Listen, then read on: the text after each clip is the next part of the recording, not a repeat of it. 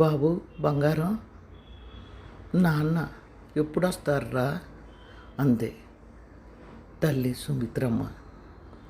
ఒక్క నిమిషం తల్లి ముఖంలోకి చూసి,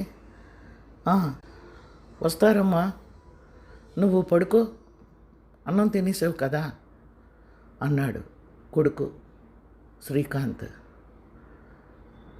అలా కొడుకు వైపు చూస్తూనే ఉంది సుమిత్రమ్మ. గబాలనంది, నాన్న ఎప్పుడొస్తారు బాబు బంగారం, నిన్నేనరా అంది. ఈసారి ఆశ్చర్యంగా తల్లి వైపు చూసి, వస్తారమ్మా, నువ్వు పడుకో అన్నాడు. పడుకుంటా లేరా, నాన్న ఎప్పుడొస్తారో చెప్పు అంది. ఈసారి శ్రీకాంత్ నుదురు చిట్లించి తల్లి వైపు చూశాడు. ఏంటి అమ్మ అడిగింది పదే పదే అడుగుతుంది, ఎన్నిసార్లని తన జవాబు చెప్తాడు. రోజు రోజుకి ఎక్కువైపోతుంది పరాకు. ఒకసారి 2 సార్లు కాదు, కనీసం ఒక 1/2 డజను సార్లైనా అడుగుతుంది. అడిగిందే మళ్ళీ మళ్ళీ అడుగుతుంది. ఎన్నిసార్లని జవాబు చెప్తాడు అని మనసులో శ్రీకాంత్ అనుకుంటూ ఉండగానే, బంగారం చెప్పు బాబు, నాన్న ఎప్పుడొస్తారు అంది సుమిత్రమ్మ. ఎందుకో తెలీదు, నుదుటితో పాటు కనుబొమ్మలు కూడా చిట్లించి తల్లివైపు ఒక్క నిమిషం దీర్ఘంగా చూశాడు. ఎంత చక్కగా ఉండేది అమ్మ. తను ప్రొద్దున్న స్కూల్కి లేచేటప్పటికి శుభ్రంగా స్నానం చేసి దేవుడికి పూజ చేసి తలలో మందార పువ్వు పెట్టుకొని నుదుట కాసంత బొట్టు పెట్టుకొని కనిపించేది. తనని ముద్దాడుతూ ఎత్తుకొని తన చేత ముఖం కడిగించి స్నానం చేయించేది. ఆ అమ్మేనా ఈ అమ్మ అని శ్రీకాంత్ అనుకుంటూ ఉంటుండగానే, బాబు బంగారం, నాన్న ఎప్పుడు వస్తారు అంది. ఏం మాట్లాడాలో తెలియని వాళ్ళ అన్నట్లు, అనిత, డాక్టర్ గారు నిద్రకి మందులు రాశారు కదా, అవి తెప్పించావా మెడికల్ షాప్ నుంచి అన్నాడు. తెప్పించాను, ఆ టేబుల్ మీదే ఉన్నాయి, బాగుంది. మీ తల్లి కొడుకులకి సేవ చేయలేక చేస్తున్నాను. ఆ నిద్ర మాత్రం ఏదో త్వరగా ఆవిడకి వెయ్యండి, పడుకుంటుంది. అడిగింది పదే పదే అడుగుతుంది, నన్ను వేపుకు తింటుంది. నేను కనబడడం భయం అమ్మా అంటుంది. సరేలే అని ఇలా చూసేలోగా ఏదో ఒకటి అడుగుతుంది. అది అలా పట్టుకొని 10 సార్లు అడుగుతుంది. నేను ఆవిడ దగ్గర నుంచి వెళ్ళిపోయినా సరే గట్టిగా పిలిచి మరీ అమ్మా అని అడుగుతుంది. ఒళ్ళు మండిపోతుంది ఆవిడ తీరు చూస్తుంటే. ఇదెక్కడ జబ్బండి అంది కోపంగా అనిత. ఒక్క నిమిషం భార్య వైపు చూసి, నీకు తెలుసు కదా, డాక్టర్ గారు చెప్పారు కదా అమ్మకి డిమెన్షియా వచ్చిందని, మళ్ళా నన్ను అడుగుతావేమిటి అన్నాడు శ్రీకాంత్. మరి డిమెన్షియా వస్తే మీరెందుకు 10 సార్లు చెప్తారు ఆవిడకి జవాబు? ఆవిడకి ఎన్నిసార్లు చెప్పినా అలాగే అడుగుతుంది కదా, జవాబు చెప్పకపోతే ఆవిడే ఊరుకుంటుంది అంది కేర్లెస్గా. ఒక్క నిమిషం ఎందుకో తెలియదు శ్రీకాంత్కి బాధ అనిపించింది. ఎంతైనా అమ్మ కదా, అమ్మని అనిత అలా తీసి పారేస్తుంటే మనసులో ఎక్కడో కలుక్కుమంది. బాబు బంగారం, నాన్న ఎప్పుడొస్తారు అంది. ఏం మాట్లాడాలో తెలియని వాళ్ళ అటు ఇటు చూశాడు. లేచాడు అక్కడి నుంచి. గబాల్న తన చేతితో శ్రీకాంత్ చెయ్యి గట్టిగా పట్టుకొని, చెప్పు బంగారం, నాన్న ఎప్పుడొస్తారు అంది. ఎందుకో తెలీదు చిరాకు వచ్చింది శ్రీకాంత్కి. అమ్మా, నాన్నగారు అని ఒక్క నిమిషం ఆగి, వస్తారులే ఉండు, నాకు పని ఉంది అని తన తల్లి చేతిని తన చేతి నుండి విడిపించుకొని గబగబా బాల్కనీలోకి వెళ్ళి నిలబడ్డాడు. భగవంతుడి సృష్టి ఈ భూప్రపంచం అని అనుకుంటూ ఉంటాం, కానీ మనుషులను పుట్టించినట్టే పుట్టించి వాళ్ళకి మళ్ళా ఇలాంటి జబ్బులేంటి అని ఒక్క నిమిషం తనని తాను ప్రశ్నించుకున్నాడు. ఆ నిమిషంలో అబ్బాల్న తన ఫ్రెండ్ రమేష్ గుర్తొచ్చాడు. రమేష్ భార్యకి సంతానం కలిగే అదృష్టం లేదని డాక్టర్లు చెప్పేశారట. వాడు ఎంతో బాధపడ్డాడు తన దగ్గర. ఏంటిరా ఇలా అయింది, నా వైఫ్ తట్టుకోలేకపోతుంది, నాకేం చేయాలో తెలియడం లేదు, నేను భగవంతుడిని ఎంతో నమ్ముతాను, అందుకేనా నాకు ఇలాంటి శిక్ష విధించాడు. పాపం అనిత బాధని చూడలేకపోతున్నాను, ఎందుకో తెలియదురా దేవుడికి చేతులెత్తి దండం పెట్టడం మానేశాను అన్నాడు బాధగా రమేష్. తన మేనేజర్ వెంకటేశ్వరరావుకి ఒక్కగానొక్క కొడుకు, ఎంతో ఇష్టం ఆయనకి. అప్పుడప్పుడు తన కొడుకు గురించి చెబుతూనే ఉంటారు. కొత్తగా మోటార్ సైకిల్ కొని ఇచ్చారట. తన కొడుకు కాలేజీలో జాయిన్ అయ్యాడని యాక్సిడెంట్లో చనిపోయాడు. నిజం చెప్పాలంటే అతను పిచ్చివాడైపోయాడు. 3 నెలల నుంచి ఆఫీస్కి రావడం లేదు. ఇలా ఎన్నో సంఘటనలు, బాధను కలిగించే సంఘటనలు జరుగుతూనే ఉంటాయి. కానీ మనిషి ఎప్పుడు ఆశతో జీవిస్తాడు. తనకేమీ జరగదు, తనకు బాగానే ఉంటుంది, ఇలా ఏవేవో అనుకుంటాడు. కానీ ఏ నిమిషంలో ఏం జరుగుతుందో ఎవరికీ తెలియదు. దానికి నిదర్శనం అమ్మే. నాన్నగారు చనిపోయి ఇప్పటికి 2 ఏళ్ళు గడిచింది. ఏడాది దాకా అమ్మ కన్నీరు మున్నీరుగా నాన్నగారిని తలుచుకొని ఏడుస్తూనే ఉండేది. ఆయన నీ పెళ్లి చేసిన వెంటనే నాతో ఏమన్నారో తెలుసా? సుమిత్ర, మన ఒక్కగానొక్క కొడుకు శ్రీకాంత్ పెళ్ళి ఎంతో ఘనంగా చేశాం. ఇక వాడి బిడ్డలను మనం చూస్తూ మన చివరి నిమిషాలు గడిపేయాలి. శ్రీకాంత్ని గడ్డం పట్టుకొని బ్రతిమలాడతాను, కనీసం 3 పిల్లలైనా ఉండాలిరా నాన్న అని. వాడు ఏమంటాడో అని నాతో ఎన్నోసార్లు అన్నారు. చాలండి, ఈ కాలం వాళ్ళు ఒకళ్ళతోటే సరిపెట్టుకుంటున్నారు. పోని మన మాట విని శ్రీకాంత్ 2 పిల్లల్ని కంటాడు, అంతేగాని 3 అంటే కోడలు ఒప్పుకోవద్దు అని నేను అనేదాన్ని. ఆయన ముచ్చట తీరకుండానే ఆ భగవంతుడు తీసుకొని వెళ్ళిపోయాడు. నేను ఎంతో భగవంతుడిని నమ్ముకున్నాను. ఏనాడు నాకు తెలిసి ఎవరికి అన్యాయం చేయలేదు. ఉన్నంతలో నలుగురికి పెట్టానే తప్ప. మరి నాన్నని అలా అర్ధాంతరంగా తీసుకొని వెళ్ళిపోవడం ఏమిటి బాబు బంగారం అని కన్నీరు మున్నీరుగా ఏడుస్తూ ఉండేది. సడన్గా అమ్మలో చాలా మార్పు కనిపించింది. పరాకగా కూర్చోవడం, 1-2 సార్లు తనలో తను మాట్లాడుకోవడం, అప్పుడప్పుడు అడిగిందే చాలాసార్లు అడగడం చూసి నాన్నగారు చనిపోయిన బాధలో అమ్మ అలా ప్రవర్తిస్తుంది అని అనుకున్నాడు. ఎందుకంటే నాన్నగారు పోయాక అమ్మ చిక్కి శల్యమైపోయింది. అంతేకాదు, సరిగా తినడం కూడా మానేసింది. భర్త పోయిన బాధ ఏ స్త్రీకైనా నరకమే కదా. అందుకే అమ్మ అలా పరాగ్గా ఉంటుంది అనుకున్నాడు. కానీ ఆ పరాకు ఎక్కువైపోవడంతో భయంతో డాక్టర్ని వెళ్ళి కలిశాడు. ఒకసారి అమ్మగారిని తీసుకురండి అని డాక్టర్ చెప్పడంతో తల్లిని తీసుకొని డాక్టర్ గారి దగ్గరికి వెళ్ళాడు. ఆయన చాలా పరీక్షలు చేశాడు. చివరికి రేపు వచ్చి నన్ను కలువు శ్రీకాంత్ అన్నారు ఆయన. మర్నాడు వెళ్ళి డాక్టర్ గారిని కలిశాడు. డాక్టర్ గారు చెప్పింది విని షాక్ అయ్యాడు.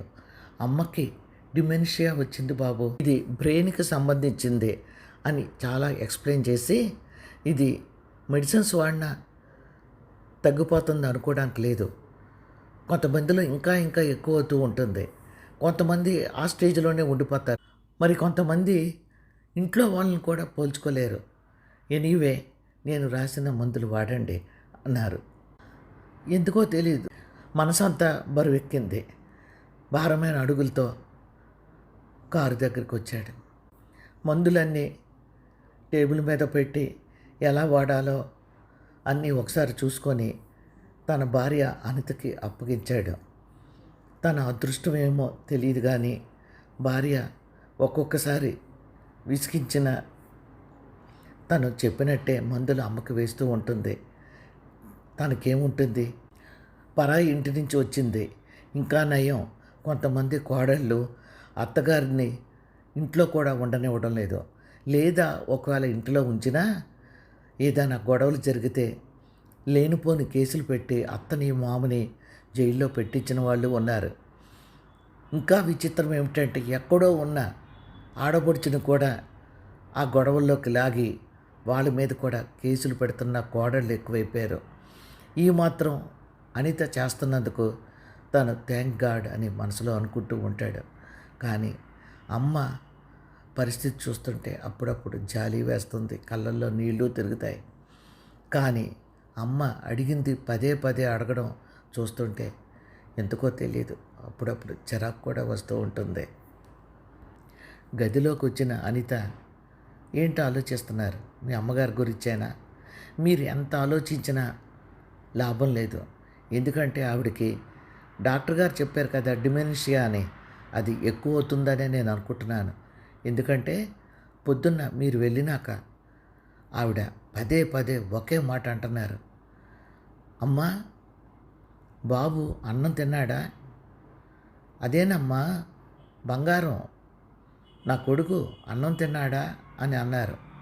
గబాల్న నేను అన్నాను, టిఫిన్ తిని వెళ్ళారండి, ఇప్పుడు అన్నం ఏంటి అన్నాను.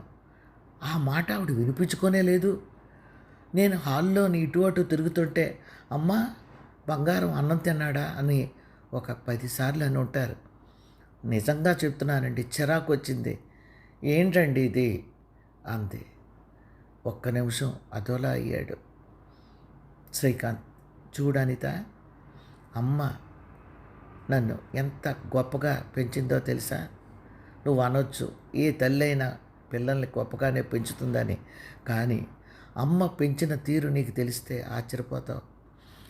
నాకు అన్నింటిలో సహకరించేది. నిజం చెప్పాలంటే నేను చదివిన చదువంతా ఆవిడ కూడా చదివేది. ఎందుకు అనుకున్నావు?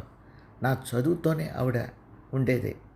ప్రతీదీ నాతో వర్క్ చేయించి తిరిగి చదివించి అప్పచెప్పించుకునేది. అటువంటి అమ్మ ఈరోజు ఇలా డిమెన్షియా వచ్చిందంటే చాలా బాధగా ఉంది Anitha. Please try to understand me అన్నాడు. ఒక్క నిమిషం భర్త వైపు చూసి ఏమనాలో తెలియక సరేలేండి నేను పడుకుంటున్నాను అని అటు తిరిగి పడుకుంది. మనసులో చిన్నగా బాధ బయలుదేరింది అనితకి. ఏమిటో ఈయనకే తల్లి ఉన్నట్లు, అందరికీ తల్లులు ఉంటారు, ఇలా ఇంత ఫీల్ అయిపోతే ఎలాగో? మనిషి అన్నాక ఏదో ఒకటి వస్తూ ఉంటుంది. కొంతమందికి తగ్గేది వస్తుంది, కొంతమందికి ఎక్కువైపోయేది వస్తుంది, మరి కొంతమంది డైరెక్ట్గా పోతూనే ఉంటారు. ఇలా ఈలాగా తల్లి గురించి ఆలోచించిన కొడుకులు చాలా తక్కువ మంది ఉంటారేమో. మహానుభావుడు తన తల్లి గురించి సమయం కుదిరినప్పుడల్లా క్లాస్ తీసుకోవడానికి చూస్తాడు. తనే తప్పించుకొని వెళ్ళిపోతుంది. ఏమిటో ఈ లైఫ్ ఇలా అయిపోయింది. ఈవిడ మతిమరుపుతో ఇంకా ఎంత వేపుకు తింటుందో తమని అని అనుకుంది అనిత. రోజులు దొల్లుతున్నాయి. ఆఫీస్ నుంచి వచ్చిన శ్రీకాంత్ తల్లి దగ్గరకు వచ్చి నిలబడ్డాడు. అలా మౌనంగా కూర్చొని ఏమిటో ఆలోచిస్తుంది. కబాల్న కుర్చీ దగ్గరికి లాక్కొని, అమ్మ భోంచేసావా అన్నాడు. బాబు బంగారం వచ్చావా? పువ్వు తిన్నావా నాన్న అంది. ఒక్క నిమిషం తల్లి వైపు చూశాడు. నిన్నేరా బంగారం, పువ్వు తిన్నావా? నీకు పప్పులో నెయ్యి వేసి పెడితే ఇష్టం, తిన్నావా బాబు అంది సుమిత్రమ్మ. తిన్నానమ్మా అన్నాడు. బాబు నిన్నేరా, పువ్వు తిన్నావా, పప్పు పువ్వు తిన్నావా అంది. శ్రీకాంత్కి ఏం మాట్లాడాలో తెలియలేదు. గబాల్న ఏదో గుర్తొచ్చింది. చిన్నతనంలో తనకి పప్పు నెయ్యి వేసిన అన్నం అంటే ఇష్టం. అందుకని ఏ కూరలు చేసినా తినేవాడు కాదు. తన కోసం ప్రత్యేకంగా ప్రతిరోజు పప్పు చేసేది. అందులో బోల్డుడు వడియాలు వేయించి పెట్టేది. ఎన్నో కథలు చెప్తూ తినిపించేది. పెద్దయ్యాక కూడా పప్పు అంటే తనకిష్టమని ఎన్ని రకాల కూరలు చేసినా కంపల్సరిగా పప్పు పెట్టేది. అంటే అమ్మకి కొన్ని విషయాలు గుర్తున్నాయన్నమాట. డాక్టర్ గారు ఆ మాటే చెప్పారు. తను తనని చూస్తే పప్పు బువ్వ తిన్నావా నాన్న అని అడుగుతుంది. ఏంటి అమ్మ పప్పు బువ్వ తిన్నావా అని అడుగుతుంది అంటే మందులేమైనా పనిచేస్తున్నాయా? అందుకనే తన చిన్ననాడు తిన్న పప్పు బువ్వ గుర్తొచ్చింది అని శ్రీకాంత్ అనుకుంటూ ఉండగానే, బంగారం నిన్నేరా పప్పు బువ్వ తిన్నావా అని అంది. తిన్నానని చెప్పాను కదమ్మా అన్నాడు. ఒక్క నిమిషం అటు ఇటు చూసి, పప్పు బువ్వ తిన్నావా బాబు అంది. అప్పుడు కానీ శ్రీకాంత్కి తెలియలేదు, అమ్మకి డిమెన్షియా కదా, ఏ మాత్రం తగ్గలేదు, సేమ్ అలాగే మాట్లాడుతుంది. తను ఇంకేం సమాధానం చెప్తాడు అని ఆలోచనలో ఉండగానే, బాబు పప్పు బువ్వ తిన్నావా అని తిరిగి అడిగింది. డైనింగ్ టేబుల్ దగ్గర నిలబడ్డ అనిత ఎన్నిసార్లైనా ఆవిడ అడుగుతుంది. మీరు ఎన్నిసార్లు జవాబు చెప్పినా, ఎందుకండి ఆవిడని అలా వదిలేయండి, మీరు వచ్చి ఫ్రెష్ అప్ అయ్యి కొంచెం ఈ స్నాక్స్ తిని కాఫీ తాగండి మిమ్మల్నే అంతే. ఎందుకో తెలీదు అనిత అలా అనేటప్పటికి చివుక్కుమనిపించింది మనసు. అమ్మని తీసి పారేస్తున్నట్లు మాట్లాడుతుంది అనిత అని అనుకోగానే మనసులో బాధ బయలుదేరింది. గబాళ్ళ కుర్చీలోంచి లేచాడు. బాబు బంగారం పప్పు బువ్వ తిన్నావా అని అడిగింది. చెప్పాను కదా మీకు, ఆవిడ ఎన్నిసార్లైనా అడుగుతుంది, రండి ఫ్రెష్ అప్ అవ్వండి. ఏంటండి ఇది, నాకు నిజంగా మీరు ఏమనుకోనంటే ఒక మాట, ఆవిడ అలా 10 సార్లు అడుగుతుంటే ఒళ్ళు మండిపోతుందండి అని రయ్యమని వంటగదిలోకి వెళ్ళిపోయింది. ఏమని అనితని మందలించగలడు, మా అమ్మని ఏంటి అలా తీసి పారేసినట్టు మాట్లాడుతున్నావని. ఇంకా నయ్యో ఆ మాటలైనా అంటుంది. అమ్మని ఇంట్లో ఉండనిచ్చింది. తన కొలీగ్స్తో కావలసిన వాళ్ళతో చెప్తే, ఓకే ఓకే నీ వైఫ్ చాలా మంచిది శ్రీకాంత్, ఈ రోజుల్లో అసలు అత్తగారు శుభ్రంగా ఉంటుండగానే తీసుకువెళ్ళి వృద్ధాశ్రమాల్లో పడేస్తున్నారు అని అన్నారు. నిజమే కదా తన ఫ్రెండ్ చెప్పింది అని ఫ్రెష్ అప్ అయ్యి వచ్చి టేబుల్ దగ్గర కూర్చున్నాడు. అనిత పెట్టిందేదో తనకి ఏం తింటున్నాడో తెలియకుండానే తినేశాడు. కాఫీ తాగాడు. కుర్చీలోంచి లేవబోయాడు. బాబు బంగారం అంతే. అమ్మ మాట వినకుండా బెడ్రూమ్లోకి వెళ్ళిపోబోయాడు. మరోసారి బాబు బంగారం అందే. తనకు తెలియకుండానే అడుగులు తల్లి మంచం వైపు నడిచే. చెప్పమ్మా అన్నాడు. నాన్న వచ్చారా బాబు అంతే. షాక్ అయ్యాడు. బాబు నిన్నేరా బంగారం, నాన్న వచ్చారా అంతే. ఏం మాట్లాడాలో తెలియని వాళ్ళ ఒక్క నిమిషం మౌనం వహించి, పడుకో అమ్మా అలాగెంతసేపు కూర్చుంటావు, పడుకో అన్నాడు. పడుకుంటాను బాబు, నాన్న వచ్చారా అని అంది. ఒళ్ళు మండిపోయింది. ఏంటమ్మా అన్నదే పదే పదే అంటావు, నాన్న నాన్న ఎక్కడ నాన్న, ఎక్కడున్నారు నాన్న అన్నాడు కోపంగా. ఏంటి బాబు నువ్వు అంటున్నది, నాన్న ఇంకా రాలేదా, నువ్వు అలా అనొద్దు బాబు, నాన్న రావాలి కదా, నువ్వంటే నాన్నకు ప్రాణం అని మళ్ళా అటు ఇటు చూస్తుంది. ఏం మాట్లాడాలో తెలియని వాళ్ళ గబగబా తన గదిలోకి వెళ్ళి పడుకున్నాడు. తెల్లారింది. లేచి ఫ్రెష్ అప్ అయ్యి సండే కావడంతో పేపర్ తీసుకొని తల్లి మంచం ఎదురుగుండా ఉన్న సోఫాలో కూర్చొని తల్లి వైపు చూశాడు. పని మనిషి వచ్చి తల్లిని తీసుకొని స్నానం చేయించడానికి వెళ్ళింది. స్నానం చేశాక తల్లిని తీసుకొచ్చి మంచం మీద కూర్చోబెట్టి టిఫిన్ ప్లేట్ పట్టుకొని వచ్చింది. అమ్మ ఇడ్లీలు తెచ్చాను, నోరు తెరవండి పెడతాను అంది. నేను తినేశాను, నా కొడుక్కు పెట్టు బాబు బంగారం, టిఫిన్ తిను బాబు అంది. నేను తినేశానమ్మా అన్నాడు. బాబు బంగారం ఇదిగో టిఫిన్ ప్లేట్ ఉంది, తిను బాబు అని అంది. ఏం మాట్లాడాలో తెలియని వాళ్ళ పని మనిషి వైపు చూశాడు. ఇంతేనండి అమ్మగారు, అన్నాదే 10 సార్లు అంటారు అని బలవంతంగా టిఫిను సుమిత్రమ్మకి తినిపించి నోరు తుడిచి ప్లేటు పట్టుకొని వెళ్ళిపోయింది. బాబు బంగారం, నాన్న వచ్చారా? చూడమ్మా, నాన్న వచ్చారేమో. నాన్న వచ్చారా బాబు అంతే. కబాల్ని అన్నాడు, అమ్మా పడుకో, ఎన్నిసార్లు అడుగుతావు? పిచ్చి పట్టిందా అలాగా? మరీ ఘోరంగా తయారవుతున్నావు. వస్తే నేను చెప్తాను కదా, అన్నిసార్లు అడగొద్దు అన్నాడు. కబాల్న సుమిత్రమ్మ కళ్ళల్లో నీళ్ళు నిండే. ఏంటి బంగారం అలా అంటున్నావు? నాన్న రాలేదు, నాకు నాన్నని చూడాలని ఉంది. ఎందుకంటే నాన్నకు నువ్వంటే ఇష్టం కదా. నాన్న నీ గురించి నాతో బోల్డ్ కబుర్లు చెప్తారు అంది సుమిత్రమ్మ. ఒక్క నిమిషం ఆశ్చర్యపోయాడు శ్రీకాంత్. పాత విషయాలు కొన్ని ఎత్తుతుంది. అన్న మాటనే 10 సార్లు అంటుంది. అమ్మ పరిస్థితి ఇలా తయారైందేమిటి అనుకున్నాడు. ఇక అక్కడ ఉంటే తన మనసు పాడైపోతుందని గబాలన లేచాడు. బాబు బంగారం, నాన్న వచ్చారా అని అనేటప్పటికి రయ్యమని దగ్గరికి వెళ్ళి, చూడమ్మా, నాన్న వచ్చారా అని ఎన్నిసార్లు అడుగుతావు? పడుకో అని గట్టిగా అరిచాడు.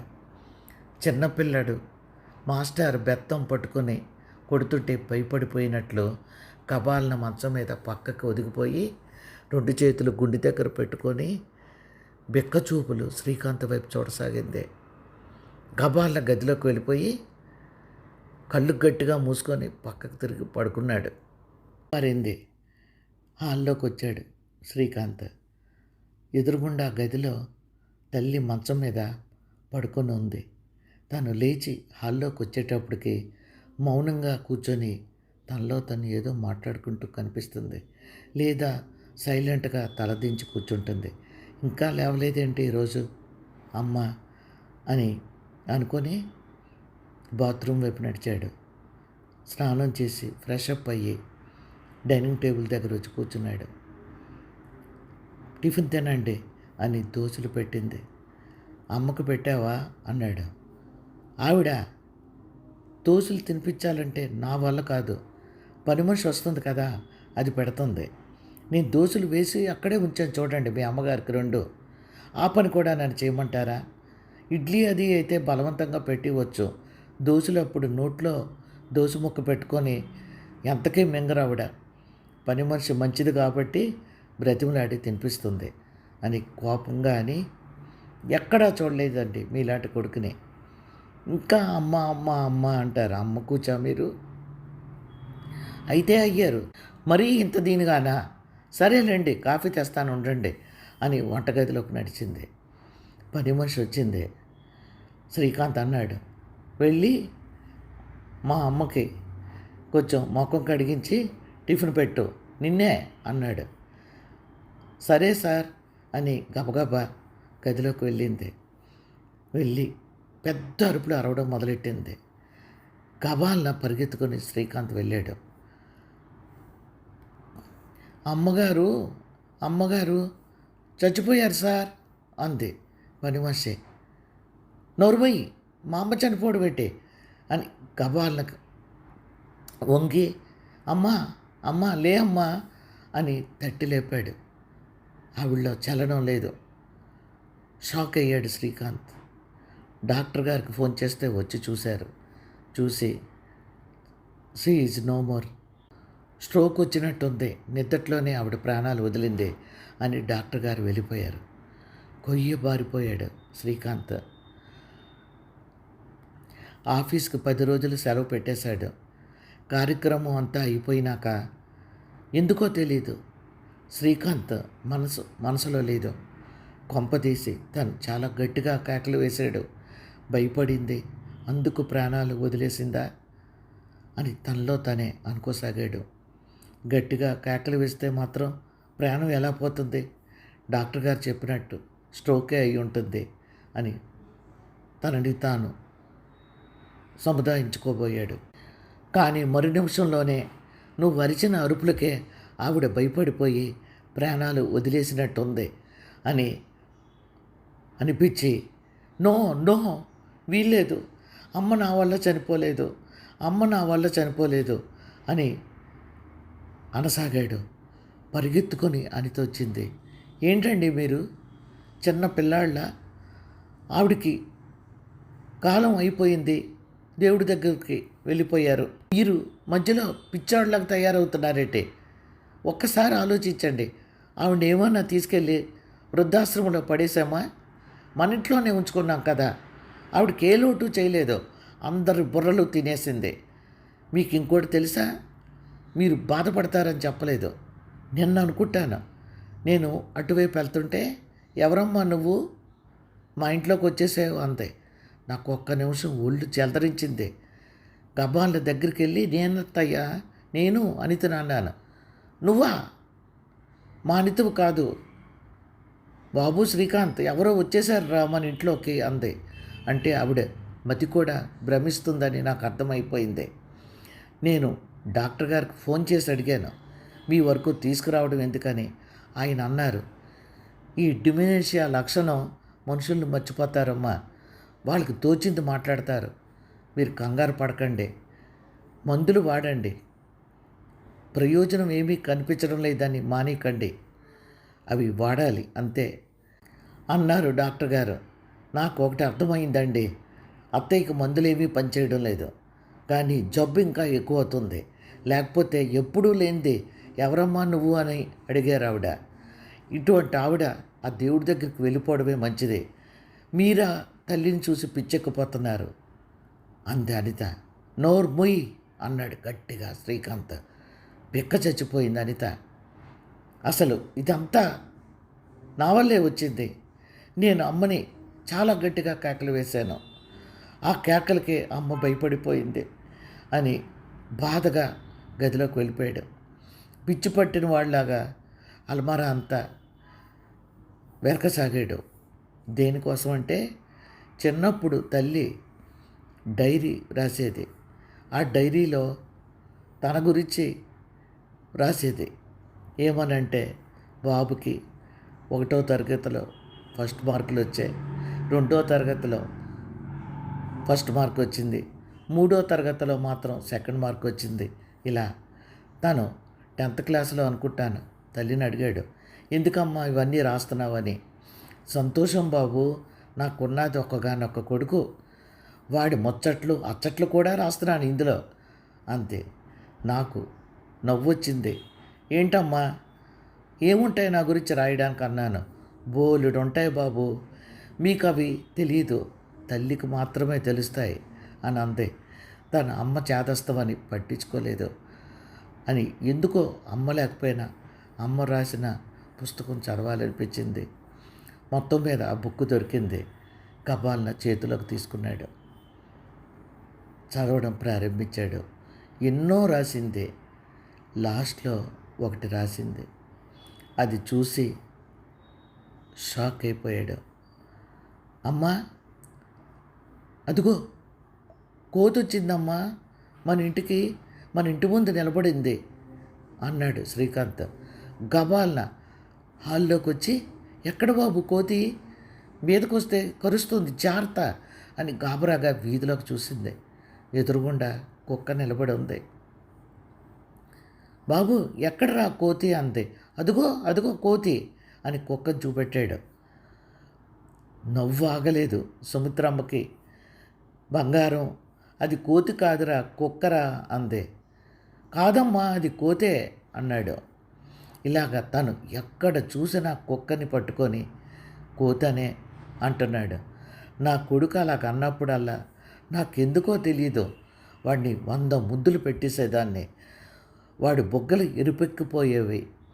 ఆడు ఎన్నిసార్లు కుక్కను పట్టుకొని కోతన్నా, నేను కాదురా నాన్న అది కుక్క అని చెబుతుంటే ఆ సంతోషం అలవి కాదు. షాక్ అయ్యాడు. ఇందులో సంతోషించడానికి ఏముంది అని ఆలోచనలో పడ్డాడు. పక్క పేజీ తిరగవేశాడు. 9వ ఎక్కం ఎంత చదివినా శ్రీకాంత్కి రావడం లేదు. రోజుకి కనీసం ఒక 20 సార్లైనా కంటతా పెట్టిస్తున్నాను. మళ్ళా మన్నాడికి మర్చిపోతున్నాడు. నా బంగారు కొండ. ఎక్క మర్చిపోతే ఈ తల్లి ఊరుకుంటుందా? అది వచ్చే వరకు మొత్తం మీద రోజుకి 20 సార్లు చొప్పున నెల్లాళ్ళు వాడితో కంటత పెట్టించేటప్పటికి వాడికి 9వ ఎక్కం వచ్చేసింది. అమ్మ అని ఒక్క గావు కేక వేశాడు. కళ్ళల్లోంచి నీళ్లు ఏకదాటిగా కారుతున్నాయి. ఏంటమ్మా ఇది? ఇంత ప్రేమని మీ తల్లి మనసులో ఆ దేవుడు ఎందుకు పెట్టాడు? మీకు పెట్టిన ప్రేమని మాలో, మా బిడ్డల్లో కూడా ఎందుకు పెట్టలేదు? నేను కుక్కను పట్టుకొని కోతన్నా 100 సార్లు అడిగినా ముద్దాడుతూ సమాధానం చెప్పావు. అమ్మ, 9వ ఎక్కం రాకపోతే రోజుకి 20 సార్లు కంటత పెట్టించేదానివి. అంత ఓపిక నీకు ఎక్కడి నుంచి వచ్చిందమ్మా? ఓపికతో పాటు నాకు 9వ ఎక్కం రాకపోతే నాకు ఇప్పటికీ గుర్తుంది. నా బొగ్గలు 2 ముద్దాడుతూ, నాన్న నీకు వచ్చేస్తుంది, ఏది చెప్పు అని చెప్పించుకునేదానివి. ఎక్కం చెప్పడం పూర్తయిన వెంటనే నా బంగారు కొండ నీకు వచ్చేసిందిరా అని నన్ను ముద్దాడేదానివి. ఇంత ఓర్పు సహనం ఆ భగవంతుడు మీ తల్లుల్లో పెట్టి మా బిడ్డల్లో అందులో 3వ వంతు కూడా ఎందుకు పెట్టలేదమ్మా? ఎందుకు పెట్టలేదు? నిజంగా నేను చాలా దుర్మార్గుడినమ్మా. నేను నా చిన్నతనం రోజులు ఒక్క నిమిషం తలంచుకుంటే నేను నిన్ను ఆ రోజు అలా గసిరేవాడిని కాదమ్మా. నన్ను క్షమించమ్మా, నన్ను క్షమించు అని కన్నీళ్లతో తల్లి వ్రాసిన పుస్తకాన్ని గుడ్డుకి అదుముకొని కళ్ళు మూసుకున్నాడు శ్రీకాంత్. బాబు బంగారం, పప్పు బువ్వ తిన్నావా నాన్న? బాబు బంగారం, పప్పు బువ్వ తిన్నావా నాన్న? బాబు బంగారం, పప్పు బువ్వ తిన్నావా నాన్న? అమ్మా అమ్మా అని నిద్దట్లో ఉలిక్కిపడి, అమ్మా ఎక్కడున్నావు నువ్వు అని గబాలన మంచం మీద కూర్చొని చుట్టూ చూశాడు. అనిత మంచి నిద్రలో ఉంది. అమ్మ అమ్మ అమ్మే మాట్లాడింది. నన్ను నన్ను పప్పు బువ్వ తిన్నావా అని అడుగుతుంది. అమ్మా ఒక్కసారి అని మాటలు రాక గబాలన మంచం మీద నుంచి లేచి తలుపు తీసుకొని తల్లి ఉండే గదిలోకి వెళ్ళాడు. మంచం ఖాళీగా ఉంది. అదోలా అయిపోయాడు. తల్లి అక్కడ కూర్చొని అన్న మాటే 10 సార్లు అడుగుతున్నట్లు అనిపించింది. అమ్మా నేను తప్పు చేశానమ్మా, నన్ను క్షమించు. రా అమ్మా, ఎక్కడికి వెళ్ళిపోయావు? నన్ను నన్ను ఎంత గారాబంగా, ఎంత ప్రేమగా పెంచావు. ఒక్కనాడు నా మీద నువ్వు గసురుకున్నట్లు నాకు గుర్తులేదు. నేను దుర్మార్గుడిని అమ్మా. ఒక్కసారి రా అమ్మా, నువ్వు ఎన్నిసార్లు అడిగినా నేను చిరాకు పడను, కోపం తెచ్చుకోను. అమ్మా నిన్నే అని పిచ్చి పట్టినట్లు తల్లి ఉన్న గది చుట్టూ చూశాడు. కబాల్ ఆ గదిలో నుంచి బయటకు వచ్చి వీధి తలుపు తీశాడు. బయటకు అడుగులు వేశాడు. అలా నడుచుకుంటూ వెళ్ళిపోతూనే ఉన్నాడు. పిచ్చి పట్టినట్లు అటు ఇటు చూడసాగాడు. అలా ఎంత దూరం వెళ్ళాడో తెలియదు. అక్కడ ఒక గుట్ట కనిపించింది. తనకు తెలియకుండానే ఆ గుట్ట ఎక్కేశాడు.